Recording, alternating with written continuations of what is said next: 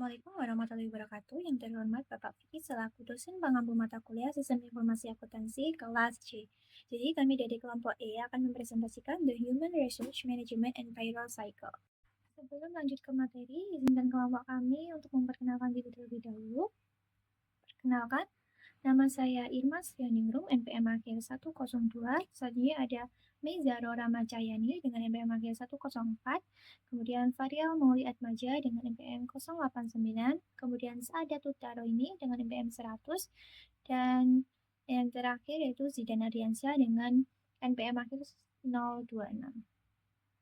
Nah, siklus manajemen sumber daya manusia atau SDM penggajian atau the Human Resource Management HRM Payroll Cycle adalah serangkaian aktivitas bisnis berulang dalam operasi pemrosesan data terkait dengan pengolahan tenaga kerja karyawan secara efektif.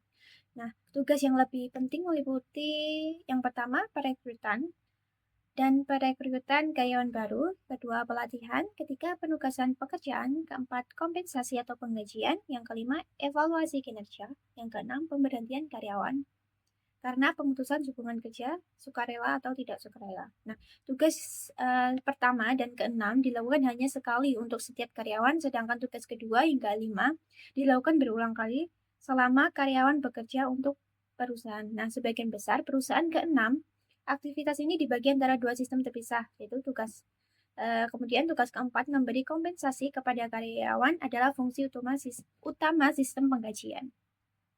Baik, selanjutnya yaitu sistem informasi siklus HRM penggajian. Nah, untuk memanfaatkan karyawan organisasi secara efektif, sistem HRM atau penggajian harus mengumpulkan dan menyimpan informasi yang dibutuhkan manajer untuk menjawab pertanyaan-pertanyaan seperti berapa banyak karyawan yang dibutuhkan organisasi untuk menyelesaikan rencana strateginya, karyawan mana yang memiliki keterampilan khusus, bagian sistem ERP yang mendukung manajemen sumber daya manusia, dan penggajian keterampilan apa yang kurang tersedia. Kemudian keterampilan apa yang tersedia berlebihan, kemudian seberapa efektif program pelatihan saat ini dalam mempertahankan dan meningkatkan tingkat keterampilan karyawan. Dan yang terakhir, apakah kinerja keseluruhan meningkat atau menurun, dan apakah ada masalah dengan pergantian karyawan, keterlambatan, atau ketidakadilan. Nah, basis data induk HRM atau penggajian menyediakan beberapa informasi yang dibutuhkan untuk menjawab pertanyaan-pertanyaan tersebut. Nah, hal ini tuh disediakan pada gambar 17.2 atau pada samping kanan slide. Nah, namun biasanya hanya berisi informasi deskriptif, seperti karyawan mana yang memiliki keterampilan apa dan siapa yang telah mengikuti berbagai program pelatihan. Nah, meskipun informasi tersebut memungkinkan manajer untuk membuat keputusan terkait kepegawaian, hal ini tidak membantu memanfaatkan pengetahuan dan keahlian khusus yang dimiliki oleh karyawan mereka. Oke, kita akan bahas threats and control atau ancaman dan pengendalian dari HRM atau Payroll Cycle Information System. Yang pertama itu ada ancamannya itu data induk yang tidak akurat atau tidak valid. Nah, itu bisa dikendalikan menggunakan berbagai kontrol integritas pemrosesan Dan kemudian di ancaman kedua itu dalam siklus HRM atau penggajian itu ada pengungkapkan informasi sensitif yang tidak sah seperti gaji dan evaluasi kinerja untuk masing-masing karyawannya. Nah, pengungkapan tersebut dapat menimbulkan masalah moral jika karyawan itu tidak mengetahui bahwa gaji mereka berbeda secara signifikan dari rekan kerjanya. Nah, selain itu pengungkapan evaluasi kinerja atau alasan pemecatan karyawan tidak sah dapat menyebabkan organisasi menghadapi tuntutan hukum. Nah, cara terbaik pengendaliannya untuk mengurangi hal tersebut itu mengurangi risiko pengungkapan data penggajian yang tidak sah adalah menggunakan autentikasi multifaktor dan pengendalian keamanan fisik untuk membatasi akses ke data induk HRM atau penggajian hanya kepada karyawan yang memerlukan akses tersebut untuk memerlukan pekerjaan mereka. Dan kemudian di yang ketiga tuh ancaman ketiga ada ancaman yang menyangkut siklus ARM atau pengajian menyangkut hilangnya atau rusaknya data induk. Nah, cara yang terbaik untuk mengurangi risiko tersebut adalah dengan menggunakan prosedur pencadangan dan pemulihan bencana. Selanjutnya kita akan bahas update payroll master database ya, atau perbaruan database utama pengajian. Nah, aktivitas pertama dalam siklus HRM atau pengajian melibatkan pemutahiran basis data induk pengajian untuk mencerminkan berbagai jenis perubahan yang dimulai secara internal seperti perekrutan baru, pemutusan hubungan kerja, perubahan dalam tingkat gaji, atau perubahan dalam pemotongan pajak yang bersifat diskresioner.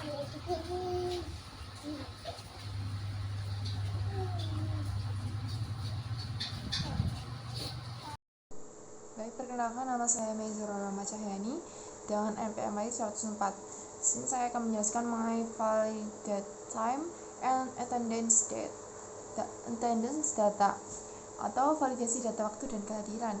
Nah, yang pertama ada pada proses. Cara pengumpulan data waktu dan kehadiran karyawan berbeda-beda tergantung pada status pembayaran karyawan. Bagi karyawan yang dibayar per jam, banyak perusahaan menggunakan kartu waktu untuk mencatat waktu kedatangan dan keberangkatan karyawan setiap hari. Nah, karyawan yang memperoleh gaji tetap jarang mencatat upaya kerja mereka pada kartu waktu.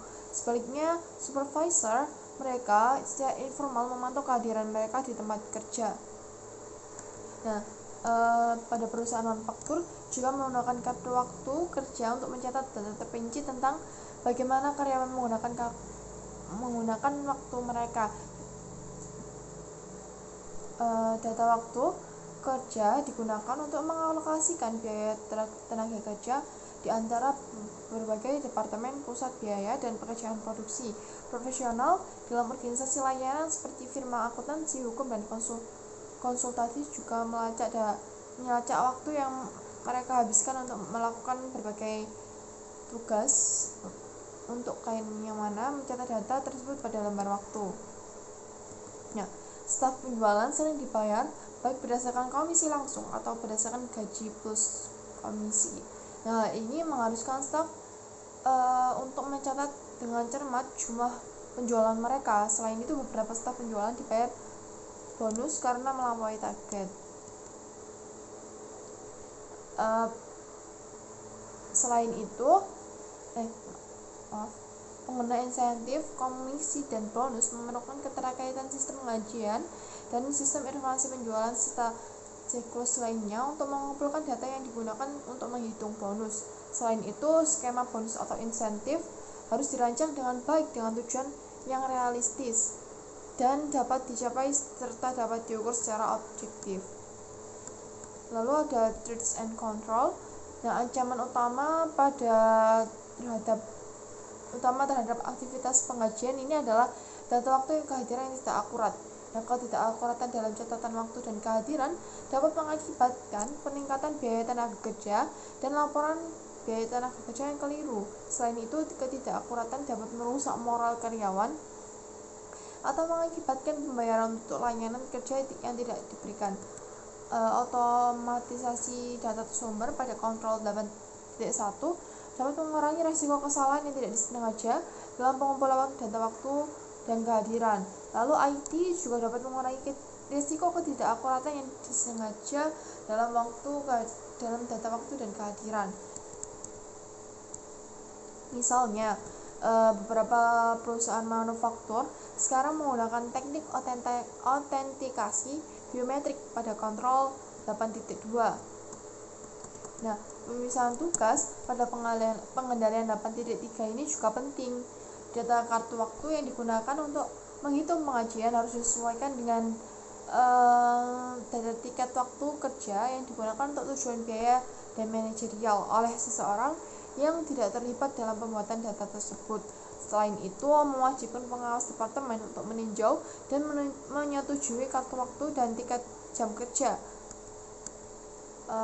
pada gambar 17.6 yang mengilustrasikan satu cara untuk menerapkan pengendalian 8.4. Nah, menyediakan pengendalian detektif atas keakuratan data waktu dan kehadiran. Lalu yang selanjutnya yaitu ada prepare payroll. Nah, pada proses ini gambar 17.7 ini menunjukkan urutan aktivitas dalam proses pengajian. Nah, yang pertama data transaksi pengajian diedit dan transaksi yang divalidasi kemudian disortir berdasarkan jumlah karyawan. Jika organisasi memproses pengajian dan beberapa divisi, setiap berkas transaksi pengajian juga harus digabungkan. Nah, untuk setiap karyawan, catatan bekas induk pengajian dan catatan transaksi yang sesuai dibaca dan gaji kotor dihitung. Untuk karyawan per jam, jumlah jam kerja dikalikan dengan tarif upah, dan kemudian setiap premi yang berlaku untuk lembur atau bonus ditambahkan. Nah, untuk karyawan bergaji tetap, gaji kotor adalah sebagian kecil dari gaji tahunan, di mana sebagian kecil mencerminkan lamanya periode pembayaran. Selanjutnya, semua potongan gaji dijumlahkan dan totalnya dikurangi dari gaji kotor untuk mendapatkan gaji bersih. Dan potongan gaji terbagi dalam dua kategori, pemotongan pajak gaji dan potongan sukarela. Yang pertama meliputi pajak pendapatan federal, negara bagian, dan lokal, serta pajak jaminan sosial. Potongan sukarela meliputi kontribusi untuk rencana pensiun, premi untuk asuransi jiwa, kesehatan, dan cacat kelompok, iuran serikat pekerja, dan kontribusi untuk berbagai badan amal. Setelah gaji bersih dihitung, bidang tahun berjalan untuk gaji kotor, potongan, dan gaji bersih dalam catatan setiap karyawan di berkas induk pengajian diperbaharui. Nah, mempertahankan catatan pendapatan kumulatif yang akurat penting karena dua alasan. Yang pertama, dana pemotongan pajak jaminan sosial dan potongan lainnya memiliki batas. Perusahaan harus tahu kapan harus menghentikan pemotongan untuk masing-masing karyawan. Yang kedua, informasi ini diperlukan untuk memastikan bahwa jumlah pajak dan potongan lainnya yang sesuai disetorkan ke lembaga pemerintah, perusahaan asuransi, dan berbagai organisasi amal. Informasi ini juga harus disertakan dalam berbagai laporan yang diajukan ke lembaga tersebut. Nah, selanjutnya daftar pengajian dan pemotongan dibuat. Daftar pengajian ini mencantumkan gaji kotor, pemotongan gaji, dan gaji bersih setiap karyawan dalam format multikolom. Lalu daftar pemotongan mencantumkan pemotongan sukarela lain-lain untuk setiap karyawan. Dan yang terakhir, sistem mencetak cek gaji, dan cek ini biasanya juga mencetakkan laporan pendapatan yang mencantumkan jumlah gaji kotor, potongan, dan gaji bersih untuk periode berjalan, dan total tahun berjalan untuk setiap kategori. Perkenalkan, nama saya Saadatul Daraini, NPM akhir 100. Di sini saya akan menjelaskan mengenai ancaman dan kontrol dalam persiapan pengajian. Nah, ancamannya adalah kesalahan dalam pemrosesan pengajian. Sedangkan pengendaliannya atau kontrol adalah kontrol integritas pemrosesan data, yaitu total batch, pencatatan silang register pengajian, penggunaan akun clearing pengajian, dan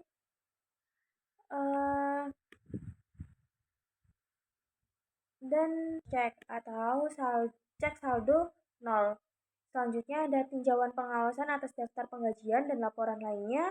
Kemudian ada menerbitkan laporan pendapatan kepada karyawan. Dan yang terakhir ada tinjauan pedoman IRS untuk memastikan klasifikasi yang tepat pekerja sebagai karyawan atau kontraktor independen.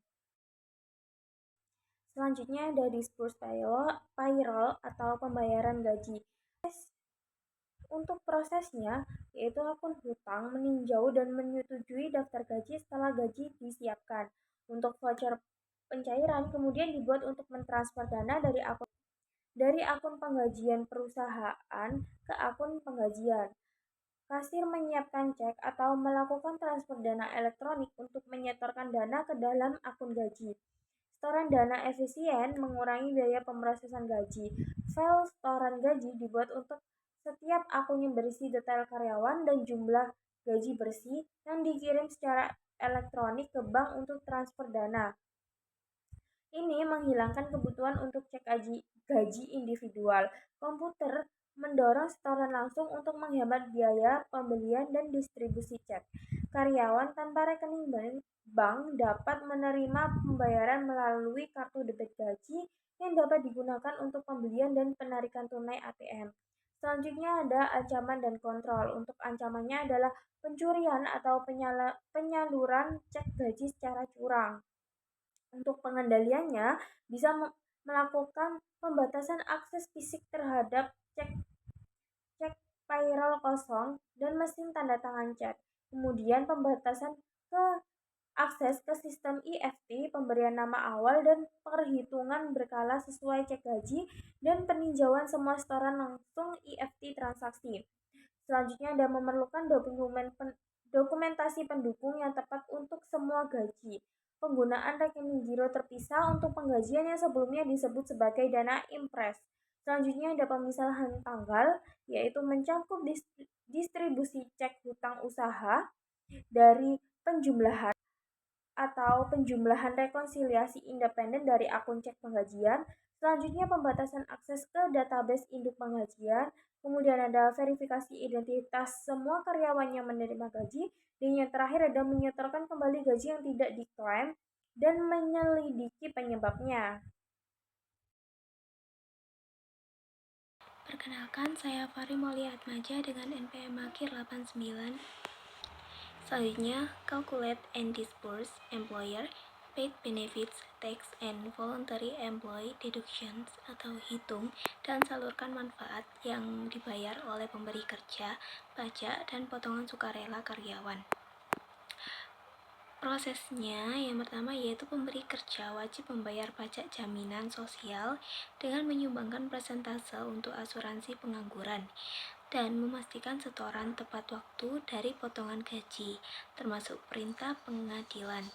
Banyak yang menanggung sebagian atau seluruh premi asuransi dan kontribusi pensiun, serta menawarkan rencana manfaat fleksibel yang menambah beban sistem HRM atau gaji. Nah, untuk efisiensi, perusahaan dapat menyediakan akses informasi HRM atau gaji di intranet tanpa biaya tambahan. Nah, selain itu terdapat ancaman serta pengendalian dari kegiatan ini, yaitu kegagalan pengiriman tepat waktu atau kesalahan yang dapat menyebabkan denda dan keluhan. Nah, pengendaliannya yaitu dengan panduan IRS dengan memberikan instruksi tentang kewajiban pajak gaji. Untuk mengurangi resiko, sistem penggajian harus otomatis mentransfer dana dengan kontrol pemrosesan, pemeriksaan rutin, dan laporan pendapatan kepada karyawan untuk deteksi masalah. Selanjutnya, opsi outsourcing dari Biro Layanan Penggajian dan organisasi penyedia tenaga kerja profesional. Banyak organisasi mengalihkan penggajian dan manajemen SDM ke Biro Layanan Penggajian atau PO untuk mengurangi biaya. Biro Layanan Penggajian digunakan karena lebih murah dalam mengelola data penggajian, sementara PO menawarkan layanan HRM tambahan. Nah, layanan ini menguntungkan bisnis kecil dan menengah dengan mengurangi biaya dan menawarkan tunjangan lebih luas. Namun, bisnis harus memantau kualitas layanan untuk memastikan efektivitasnya. Baik, sekian presentasi dari kelompok kami. Kurang lebihnya kami mohon maaf dan terima kasih atas perhatiannya. Wassalamualaikum warahmatullahi wabarakatuh.